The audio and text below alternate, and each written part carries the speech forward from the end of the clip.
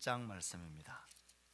창세기 1장 26절에서 28절까지의 말씀입니다.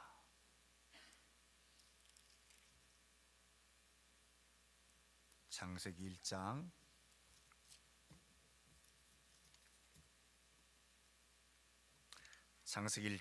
26절에서 28절까지의 말씀을 한 목소리로 짧은 말씀이니 같이 읽도록 하겠습니다. 창세기 1장 26절에서 28절입니다. 시작. 하나님이 이르시되 우리의 형상을 따라 우리의 모양대로 우리가 사람을 만들고 그들로 바다의 물고기와 하늘의 새와 가축과 온 땅과 땅에 기는 모든 것을 다스리게 하자 하시고, 하나님이 자기의 형상 곧 하나님의 형상대로 사람을 창조하시되 남자와 여자를 창조하시고, 하나님이 그들에게 복을 주시며 하나님이 그들에게 이르시되 생육하고 번성하여 땅에 충만하라. 땅을 정복하라. 바다의 물고기와 하늘의 새와 땅에 움직이는 모든 생물을 다스리라 하시니라. 아멘. 오늘부터 가정의 달을 중심으로 해서 가정에 관한 말씀들, 부모와 자녀들, 부부에 관한 말씀들을 나눌까 합니다. 매 5월이 되어지면 어린이 주일과 어린이날, 어버이 주일 이런 날들이 되어지면 우린 그 한 달 정도를 하나님의 말씀을 통하여서 가정과 또 부모와 자녀들 이런 중요한 하나님의 가르침에 대하여 다시 한번 생각하게 되어지는 시간들이 됩니다. 요즘 세대는 더욱더 이 말씀들이 우리 가운데 분명하게 가르쳐야 되고 다시 우리의 마음에 새겨져야 될 충분한 이유가 있는 세대를 우리가 살아가고 있습니다. 젊은이들에게, 대학생과 젊은 청년들에게 통계를 내봅니다. 결혼이 꼭 필요한가? 결혼해서 자식을 출산하고 양육하여 사는 이 삶이 너무나 힘겨운 삶, 만만치 않는 상황이기 때문에 꼭 결혼을 해야 되나? 여러분, 반 정도의 대답자들이 꼭 그럴 필요까지는 없다. 그에 대한 문화대로 결혼이 아닌 동거가 가능하냐? 가능하다. 그게 반이 넘었습니다. 결혼 없는 동거들, 그리고 요즘 새롭게 등장하고 있는 비혼족이라는 단어도 우리는 어렵지 않게 듣고 있습니다.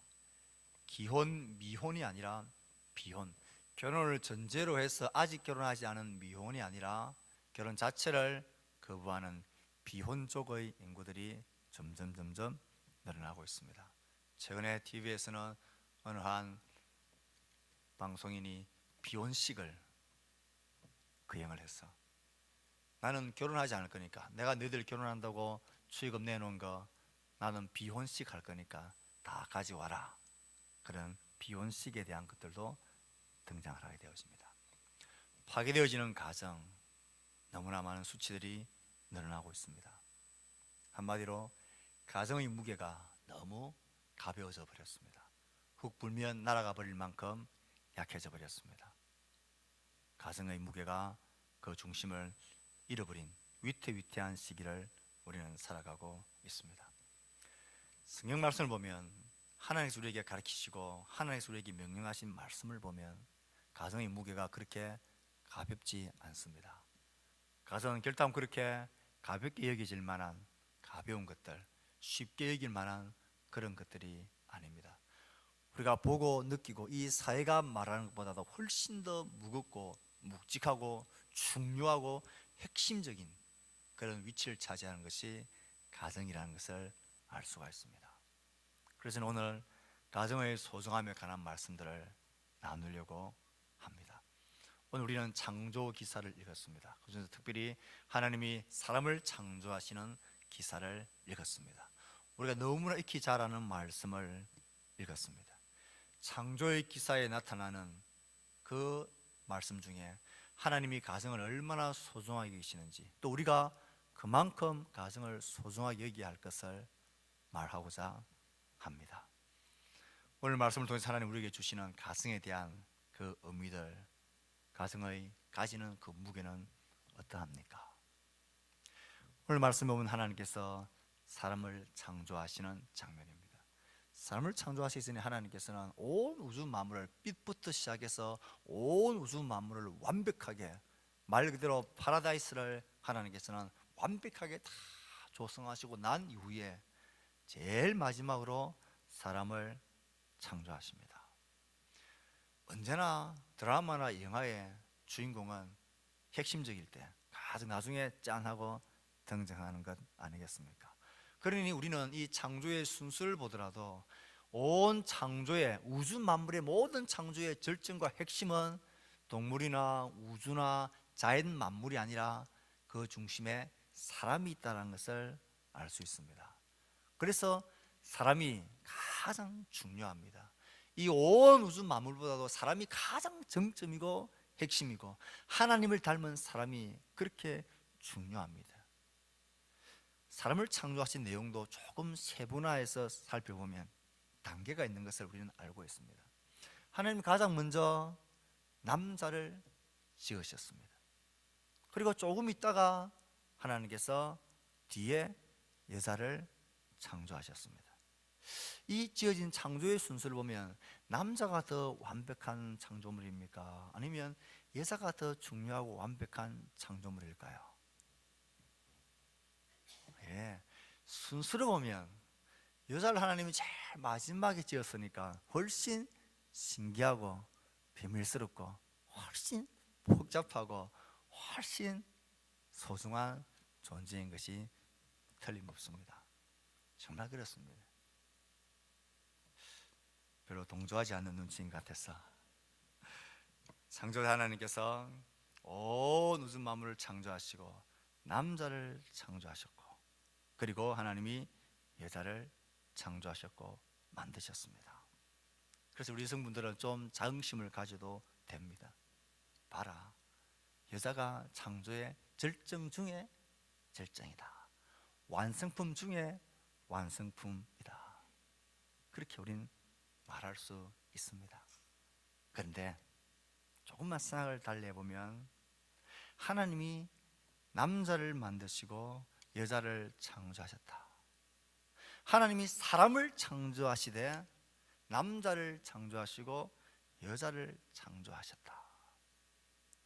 이건 순서를 따라서 남자를 만드시고 여자를 만들었다, 남자 사람, 여자 사람을 만들었다라고 보기보다는 하나님께서 여자를 창조하셨다라는 것은 여자 한 사람을 창조하신 게 아니라 하나님이 남자와 여자를 만드셨다. 남자와 여자, 한 남자 한 여자가 아니라 남편과 아내를 만드셨다. 그리고 이것은 곧 하나님께서 가정을 창조하셨다라는 더 중요한 의미입니다. 그래서 여자가 마지막에 창조를 지금 받았기 때문에 남자보다 여자들이 훨씬 더 오묘하고 정교하고 좋은 작품이다 말할 수 있겠지만, 그보다 더 중요한 것은 하나님께서 남편과 아내를 창조하셨다. 그러니 이 말은 하나님이 가정을 창조하셨다. 그러니 온 천지 창조의 절정 중에 절정은 사람을 창조하심, 그걸 좀 더 세부적으로 분명하게 말하면 남자와 여자를 창조하심, 그것을 한마디로 말하면 하나님이 남편과 아내, 가정을 창조하셨다라는 것입니다. 그리고 가정을 창조한 그 가정 위에 하나님께서는 생육하고 번성하고 다스리고 정복할 것을 말씀하셨습니다. 생육하고 번성하라, 남편과 아내 가정을 만드셨다는 것은 그 가정 속에서 태어날 생육하고 번성할 자녀를 하나님께서 만드셨다. 그러니 이 창조의 정점과 절정 중의 절정은 하나님이 가정을 창조하셨다라는 것입니다. 그러므로 가정은 하나님 창조의 최고의 정점입니다. 하나님 창조의 최고의 정점은 사람, 그보다 좀 더 정확하게 이야기하면 하나님께서는 가정을 창조하셨다. 그럼 가정은 하나님 창조의 가장 절정이자 창조의 정점인 것입니다. 창조 이후 모든 인류 역사의 근간은 남자로 시작된 것도 아니고 여자로 시작된 것도 아니고 가정에서부터 시작이 되어진 것입니다. 그래서 가정이 무너지면 그 사회가 무너지고 그 나라와 민족이 무너지게 됩니다.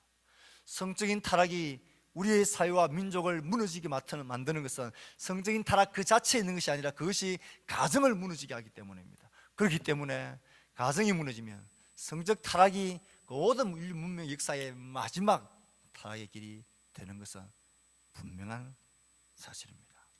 국가와 민족, 사회와 문화 모든 역사는 가정에서 시작되어졌고 이것이 무너지게 되어지면 모든 것들이 무너지게 되는 것입니다. 가정에서의 남편과 아내의 관계가 깨어지면 그 어떤 일들도 제대로 되질 않습니다. 가정을 희생하고 무언가를 얻으려고 하는 이런 시도는 어리석기 짝이 없는 시도입니다. 요즘 우리의 세대가 너무나 분주하고 바쁘고 많은 일들을 해야 될 경무에 시달리는 세대입니다. 주야간 2교대, 3교대 또 밤새도록 일해야 되는 일들, 그래서 아이들과 부모들의 얼굴이 이렇게 함께 나눌 수 있는 시간이 없어지는 것 같다. 한편은 열심히 살고 분주한 삶의 일상인 것 같지만 이것은 어딘가 슬퍼지는 일상이고 삶인 것입니다.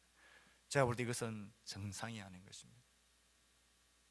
가정이 깨어지고 가정이 희생되어져서 세워지는 사회와 나라, 그것은 별로 깊은 의미가 없어 보인다 생각이 듭니다. 가정을 돌보는 일이야말로 가장 우선시 되어야 되고 중요한 일이고 거룩한 일입니다. 신앙이라는 것은 무엇입니까? 신앙생활이라는 것은 어떤 것입니까? 신앙이 좋다는 것은 무엇을 말합니까? 많이 기도하는 것, 많이 봉사하는 것, 많이 예배하는 것, 많이 헌금하는 것. 신앙이 좋다는 것은 제 나름대로의 정의는 이렇습니다. 하나님이 중요하게 생각하는 것을 중요하게 생각하고, 하나님이 좋아하는 것을 좋아하고, 하나님이 싫어하는 것 싫어하는 것입니다. 하나님이 무겁게 생각하고 중요하게 소중하게 생각하는 것을 중요하게 생각하고 소중하게 생각하는 것, 그것이 신앙이 좋은 것입니다. 하나님이 가정을 얼마나 소중하고 중요하게 생각하는지, 가정은 창조의 정점이자 모든 역사의 기반인 것입니다. 모든 관계, 모든 일, 모든 의미의 시작인 것입니다. 그러므로 하나님이 소중히 여기는 가정을 여러분 소중히 여기시기를 바랍니다. 나의 가정을 소중히 여기고 나의 남편과 나의 아내와 나의 자녀들을 소중히 돌보지 아니하는 사람이 교회 공동체를 돌볼 수 없는 것입니다. 그건 말도 안 되는 소리인 것입니다. 그래서 바울은 디모데와 디도에게 교회의 직분자를 세울 때 절대로 빠지지 않고 등장하는 기준과 조건과 자격들을 한 아내의 남편이 되고 자기의 집을 잘 다스리는 자, 잘 섬기고 돌보는 자, 그런 자여야 합니다. 저는 우리 교회 모든 공동체의 지혜들도, 우리 교회에 앞으로 세워야 될 직분자들도 이 자격과 조건들이 구비되었으면 좋겠습니다. 누가 신앙생활을 잘하는 사람이냐? 자기의 가정을 행복하게 잘 돌보는 사람입니다. 나의 남편이 아내인 나로 인하여서 평안을 누리고, 나의 자녀들이 부모인 나를 향하여서 안전을 누리고 만족감을 누리고 평화 가운데 잘 돌보지 못하면 하나님의 큰 가족인 교회 공동체를 돌볼 수 없는 것입니다. 성경이 가르치는 가정의 소중함은 하나님의 창조의 그 순수에 볼 때에 가정은 하나님 창조의 절정입니다. 남자가 낫니 여자가 낫니 이런 어리석은 논쟁을 할 필요가 없습니다. 남자나 여자가 아니라 하나님 창조의 가장 절정은 가정인 것입니다. 남편과 아내를 창조하셨고, 그리고 그곳에 자녀들을 생육하고 번성하라고 하나님은 창조의 절정으로 가정을 만드셨습니다. 그러므로 하나님이 이렇게 소중하게 여기는 정정과 같은 이 가정을 여러분들도 소중하게 여길 수 있게 되기를 축복합니다. 하나님이 왜 아내, 여자를 창조하셨습니까? 창세기의 창조의 기사를 보면 하나님이 첫날에 빛을 창조하시고 난 이후에 하나님 보시기에 좋았더라. 둘째 날에도 하나님 보시기에 좋았더라. 셋째 날, 넷째 날, 다섯째 날에도 하나님 보시기에 좋았더라. 마지막 여섯째 날 사람을 창조하시고 나 동식물 다 창조하시고 나 누인 하나님이 이렇게 말씀하십니다. 하나님 보시기에 심히 좋았더라. 매일이 하나님 보시기에 좋았는데 마지막 사람을 창조하시고 나 누인 하나님이 보시기에 심히 너무너무 하나님 보시기에 좋았더라. 완벽하고 조화롭고 부족함이 없는 심히 좋았더라. 하나님이 보시기에 심히 좋았더라니 얼마나 좋았으면 그렇게 하나님이 심히 보시기에 좋았더라 했을까요? 이 보시기 좋은 것 중에 딱 한 가지 예외가 있었죠. 심히 보시기에 다 좋았는데 한 가지가 보시기에 좋지 않은 게 있었습니다. 사람이, 남자가 혼자 사는 것이 좋지 아니하니 내가 그를 위하여 돕는 배필을 지으리라. 다 좋았는데, 다 행복하고 다 기쁘고 만족했는데 딱 한 가지, 사람이 혼자 사는 것이 좋지 아니하다. 이게 좋다, 좋지 아니하다, 이 좋다라는 단어는 선하다, 참 만족스럽다, 행복하다라는 단어로 쓰여진 단어입니다. 그러니 사람이 혼자 사는 것이 좋지 않다는 그 말을 다른 말로 하면 사람이 혼자 사는 것이 선하지 아니하고 사람이 혼자 사는 것이 행복하지 아니하다. 다른 건 다 심히 좋았다, 심히 행복하고 만족하고 좋았는데 사람이 혼자 있는 것은 행복해 보이지가 않았던 것입니다. 그래서 하나님이 한 가지의 조치를 취하시죠. 내가 그를 위하여 돕는 배필을 지으리라. 하나님의 조치는 무엇이었습니까? 그와 함께 할 수 있는, 그를 도울 수 있는 남자 옆에 있는 여자, 즉 남편 옆에 있는 아내, 가정을 만드시는 것이 하나님의 조치였습니다. 행복하지 않는 그에게 하나님이 아내를, 여자를 창조하셔서 그에게로 이끌어 가시자. 그렇게 행복하지 않던, 좋지 않던 남편이 그 아내를, 여자를 보면서 행복의 기운 감탄사를 연발합니다. 와, 이는 내 뼈 중의 뼈요 살 중의 살이라. 야, 이런 기가 막힌 이런 사랑의 고백을 어디서 들어보셨습니까? 내 뼈 중의 뼈요 살 중의 살이라. 얼마나 좋았으면, 얼마나 행복했으면 그렇게 고백했겠습니까?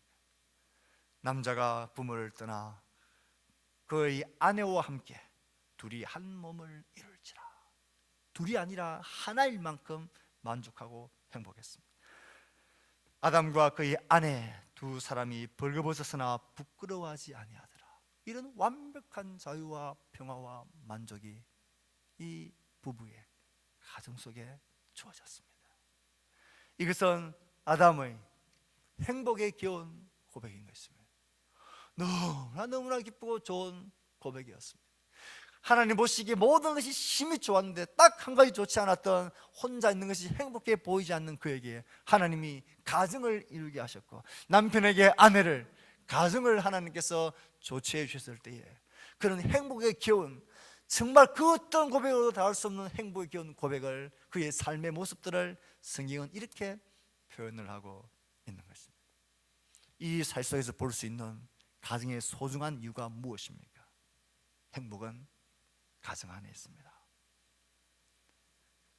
가정은 하나님 창조의 중심이자 절정일 뿐만 아니라 하나님 우리에게 누리게 하고 싶어하고 하나님 우리가 꼭 그렇게 되기를 원하시는 행복의 중심입니다. 행복해 보이지 않는 그 하나님이 가정을 통하여서 그가 행복에 기운 고백을 하게 하고 있습니다. 행복은 가정 안에 있습니다. 행복은 가정 밖에 있는 게 아니라 가정 안에 있습니다. 집 구석에만 있으면 마음이 터질 것 같고 집 밖에 나와야 숨이 쉬고 행복하고 자유를 느끼는 사람, 심각하게 문제가 있는 상황인 것입니다. 가정 안에 행복이 있습니다. 하나님 우리에게 해놓으신 조치가 그것입니다. 남편은 아내 때문에 행복하고 아내는 남편 때문에 행복하고 자녀는 부모 때문에 행복하고 부모는 자녀 때문에 행복해지는, 하나님 우리에게 가정을 허락하신 것은 그 가정 안에서 저 왼수 같은 남편, 왼수 같은 자식들 그렇게 찌지고 볶고 막 싸우며 살아라고. 그래서 끊을래야 끊을 수 없는 이 가정이란 끈으로 꽉 묶고 났기 때문에 정말 보기도 싫지만 내가 어쩔 수 없이 살 수밖에 없다. 그렇게 살아라고 하나님 우리에게 가정을 조치해 주신 게 아닙니다. 행복하라고, 진짜 행복하라고, 그 가정 속에서 진짜 행복을 누리며 살아라고. 다른 데서 터지고 속상하고 힘겹고 지치고 피곤하더라도 가정 안에만 들어오면, 가정에 가족과 함께 있기만 하면 모든 행복이 그 속에서 솟아나도록 그렇게 하나님이 하라고 우리에게 가정을 하게 하셨습니다. 오늘은 설 마지막 제주일이긴 마지막 주이긴 하지만 우리가 어린이 주일이라는 이름으로 지키고 우리 초등부 유치부 아이들이 선물도 받고 신날 행사들도 하고 그런 날로 지킵니다. 그래서 오늘은 특별히 어린이 주일이라서 가정에서 우리의 자녀들을 어떻게 하면 행복을 누릴 수 있는 자녀로 만들 수 있을까요? 성경 우리에게, 부모된 우리들에게 에베소 6장 4절에서 분명하게 말합니다. 가정에서 자녀들이 행복해져야 하는데, 자녀들이 행복하게 하기 위해서는 두 가지를 해야 한다. 한 가지는 하지 말아야 되고 한 가지는 적극적으로 해야 될 일이다.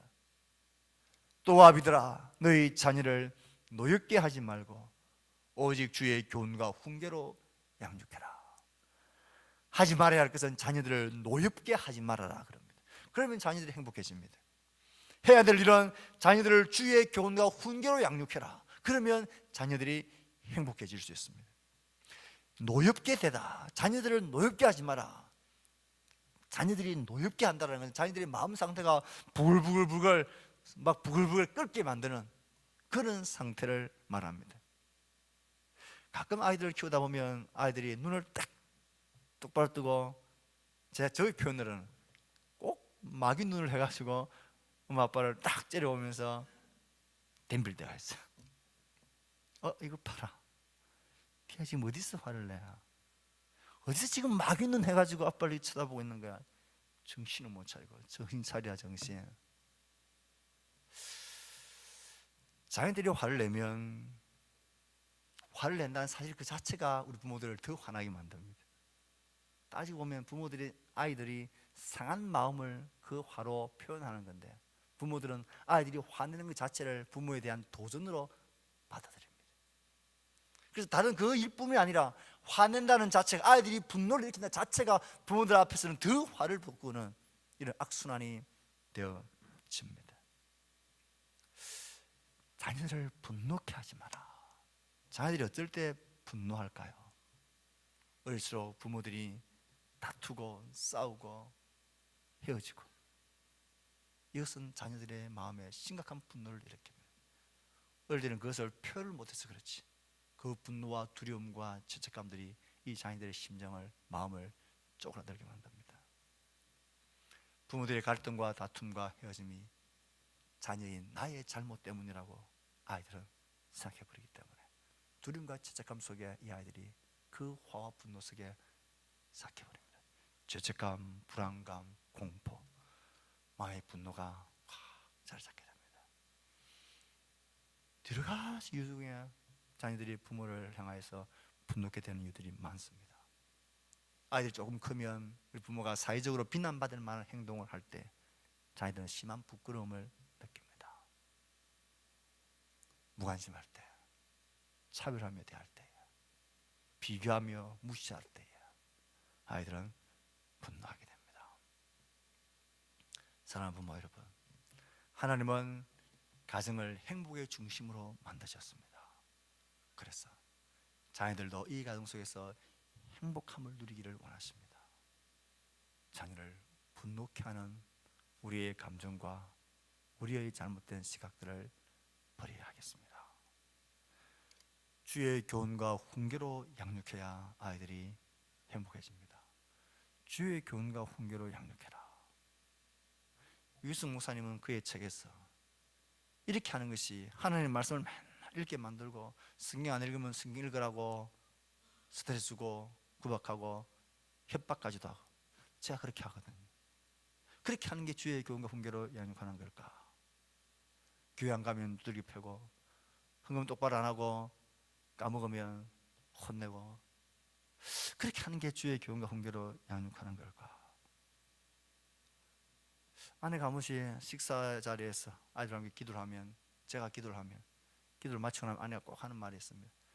제발 기도할 때에 훈계하고 교훈하는 기도 좀 하지 말라고. 아이들이 싫어한다. 근데 그게 잘 안 돼요. 그렇게 하는 것이 주의 교훈과 훈계로 양육하는 것일까? 그렇게 하니까 아이들이 별로 안 행복해하는 것 같아요. 억지로 하는 것 같아요. 저러다가 이것들이 부모님의 손을 떠나게 되면 저들이 교회는 가겠나? 이런 마음이 한 번씩 들 수도 있다. 이게 주의 교훈과 훈계로 양육하는 걸까? 아닌 것 같아요. 오히려 주의 교훈과 훈계로 주님께서 우리를 가르치고 돌보시고 우리를 이끌어 가시는 방법, 이것은 오히려 매를 들고 말씀을 읽으라, 매를 들고 규틀해라, 매를 들고 협박하는 게 아니라, 이 아이들이 주의 교훈과 훈계, 주님께서 우리에게 교훈과 훈계하심을 우리에게 베풀어 주셨던 그 사랑의 분위기들, 그 사랑의 마음들, 그 신뢰하는 그 마음들, 그것들을 아이들이 느끼게 해줘야 되는 것 아니냐, 이런 생각 듭니다. 우리는 주의 말씀과 교훈도 신앙으로 훈련한다고 하는데, 이 아이들은 내가 지금은 부모님의 권위 아래서 매여서 어쩔 수 없이 하지만 이거 벗겨지고 나면 이제는 나는 나의 갈 길을, 마이 웨이를 갈 거다라고 이렇게 속에 칼을 가고 시간을 기다리고 있는 이것이라면, 이게 무슨 주의 교훈과 훈계로 양육하는 것이겠습니까? 오히려 주의 사랑으로 이 아이들을 신앙의 영적인 경건한 분위기로, 뭔가 가정에 들어오면 주님의 사랑과 보혈의 은혜와 긍휼하심이 느껴질 수 있는 그런 것들, 그렇게 하는 것이 어떤 것일까? 자녀들은 부모들을 보고 있습니다.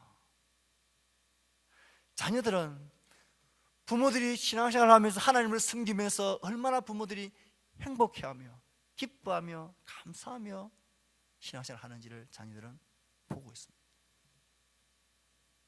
주의 교훈과 훈계로 양육한다 해놓고 우리가 그 자녀들을 향한 사랑과 인내와 기다림을 보여주지 않으면, 이 자녀들이 주의 교훈과 훈계가 아니라 이 자녀들이 율법적인 교훈과 율법적인 회초리와 율법적인 닥달함으로 이 아이들이 자라난다면, 그것이 아이들을 행복하게 할 수 있을까?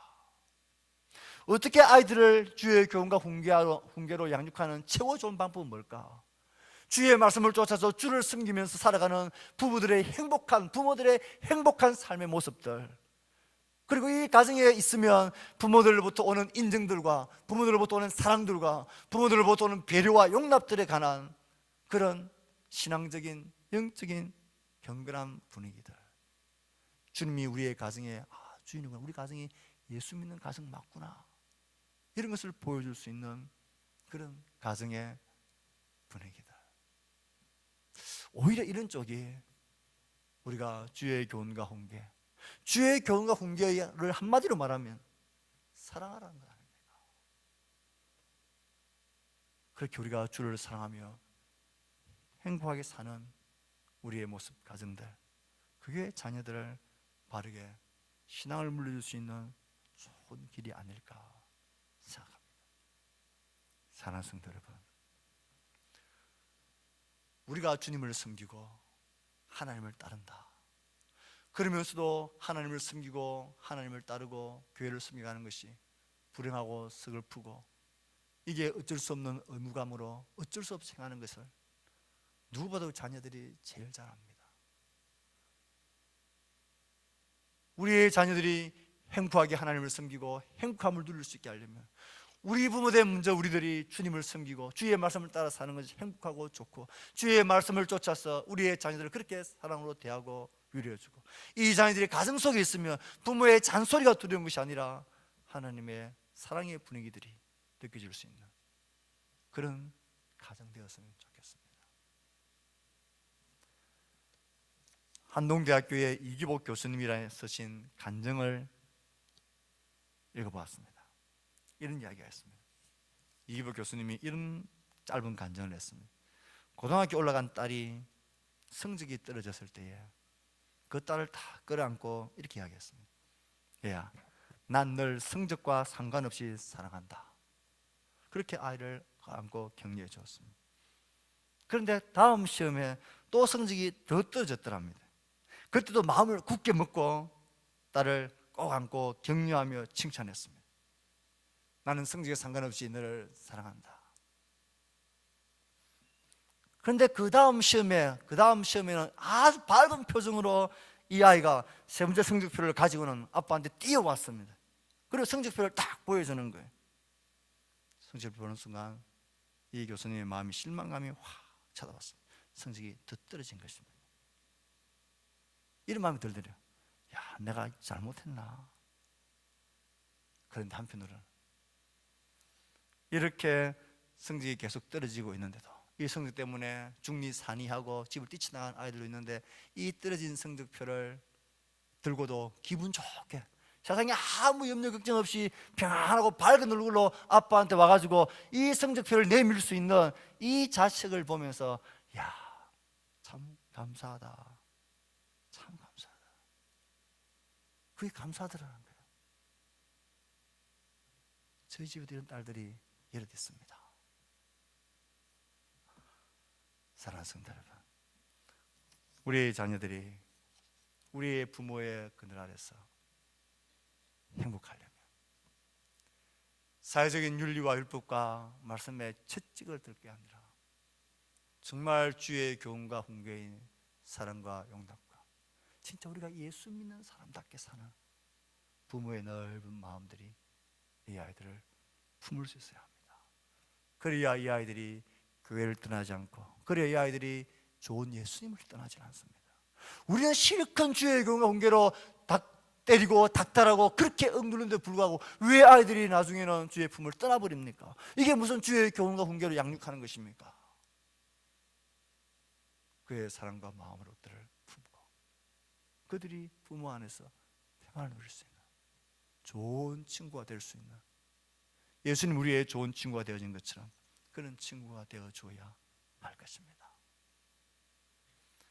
가정은 행복의 중심이다 그랬습니다. 마지막 한 가지 하나님께서는 이 가정 속에 분명한 사명을 맡기시고 있습니다. 생육하고 번성하여 땅에 충만하라. 땅을 정복하라. 모든 생물을 다스리라. 이것은 사람에게 주신 사명이 아니라 하나님이 가정에게 주신 사명입니다. 어찌 사람 혼자서 아이를 양육하고 출산할 수 있습니까? 가정에 주신 거죠. 그러므로 이 사명은 사람에게 준 게 아니라 이 하나님의 위대한 사명은 우리 가정에게 주신 것입니다. 가정에게 주신 사명입니다. 생육과 번성은 결코 혼자 할 수 없는 일이지 않습니까? 가정을 통해서 이 일이 이루어집니다. 하나님 우리에게 주신 가정, 이 가정은 하나님 주신 사명 공동체라는 사실을 꼭 기억을 합시다. 이것은 가정이 가진 사명 공동체입니다. 생육하고 번성하는, 부모들을 통하여서 우리의 자녀들을, 견고한 믿음의 자손들을 출산하고 그들을 양육하는 것, 이것은 우리 가정이 주신 소중한 사명입니다. 이 세상은 우리가 살기 좋니 안 좋니 하면서 비혼을 말하고 가정과 결혼을 거부하지만 우리 예수 믿는 사람들은 특별한 하나님의 부르심이 아니라면 그러지 않았으면 좋겠습니다. 하나님 우리에게 주신 사명은 가정을 통하여서 견고한 믿음의 자손들을 생육하고 번성하는 것, 하나님 우리에게 주신 사명입니다. 할 수만 있으면 우리의 자녀들을 많이 출산했으면 좋겠습니다. 할 수만 있으면. 사랑하는 성도 여러분, 생육하고 번성해야 될 이 거룩한 사명을 하나님이 가정에 주셨는데 이 사명을 거스르고 이 사명을 도전하는 사회의 흐름들이 너무나 거칩니다. 결혼, 남편과 아내라는 가정의 테두리 안에서 출산에 대한 하나님의 사명입니다. 그건 거룩한 사명인 것입니다. 동거, 동성연애, 이건 악한 것입니다. 이건 죄악인 것입니다. 하나님의 창조 질서에 정면으로 거스르는 악한 것입니다. 사랑하는 성도 여러분, 가정과 사회를 지켜가는 사명은 이 거룩한 사명을 잘 감당하는 데 주어져 있습니다. 여러분, 그래서 가정이 행복하고 부부가 친밀해지는 것은 이건 거룩한 사명입니다. 이건 내 삶의 편리함 이전에 하나님 우리에게 주신 가정을 주신 거룩한 사명입니다. 부부의 친밀함과 사랑 속에 믿음의 자손들이 양육되어지는 것, 부부의 거룩한 침실을 아름다고 거룩하게 만드는 것, 이건 거룩한 사명입니다.